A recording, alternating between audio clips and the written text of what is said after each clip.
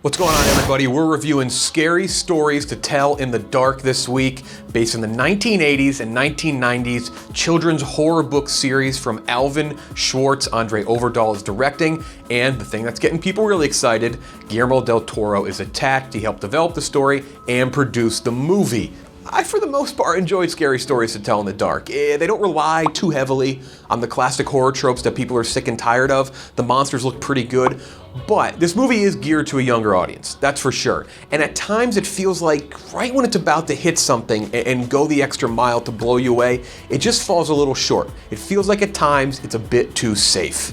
Set in 1968 Chicago, a group of teens stumble upon a book filled with horrifying stories, and after cracking open the book, the group soon realizes that the stories, all written in blood, are telegraphing the horrors that will begin to haunt and take their lives. Unlike the book, the story in this movie is one long story. It's not a bunch of small anthologies with the monsters, and it works pretty well. There's actually a backdrop and setting here of Vietnam, the draft, Richard Nixon, that plays well. It's not forced into it and doesn't feel unnatural, and I give them a lot of credit for that. They were able to make it work. They were able to reimagine what the book was, but still being faithful to the monsters that people know and love. Are there a lot of scares?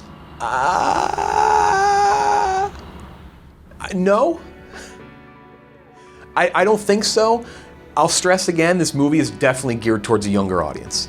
And I wasn't a huge fan of the book growing up, but I knew the book. I knew the illustrations. This is some horrifying shit. It's a horrifying read for any kid growing up, taking this book out of the library, which, by the way, librarians, this book was a nightmare. People complained, people wanted it off the shelves. So I think people that grew up with this, they're there for the nostalgia, they're gonna recognize some of the monsters, but I'm not sure it's gonna line up with the age demographic. I'm not sure they're gonna love it. Again, the nostalgia will be there, but will the scares be there? Will they be intrigued by the storyline and how everything plays out? I'm not quite sure. What did make this more than serviceable for me, though, were the monsters. The monsters are, for the most part, really great, especially the practical ones.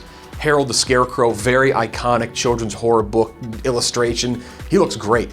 Looks fantastic, and again, you expect that from Guillermo del Toro, and I think the most horrifying one is the Pale Lady. Look at the Pale Lady. Look at this fucking thing. It's creepy in the trailer, and it's even creepier in the movie, and it's because it looks so real. It looks so haunting. One of the characters, more CGI, the Jangly Man, without giving much away, I didn't love the Jangly Man. I don't think it worked as well, and I'm not sure if it was just because the practical monsters looked so great.